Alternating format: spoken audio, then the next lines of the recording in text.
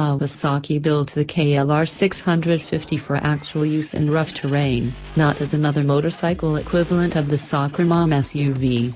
The frame, rims and suspension show true off-road DNA and carry features popular with pure dirt riders. First, the double-down tube, stressed engine frame is made of steel, known for providing a little bit of flex and give that takes the edge off the jolts.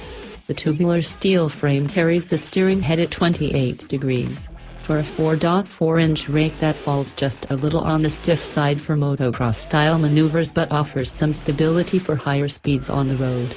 Overall, the steering geometry seems to be fairly consistent with other bikes of this market, and it represents just one of the compromises in this collision of worlds. The next item that caught my attention was the beefy front end.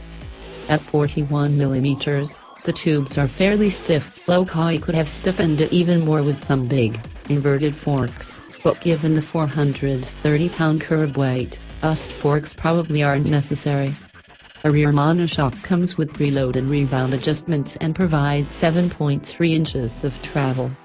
The front forks compress through 7.9 inches of travel, so you have some real give in the system.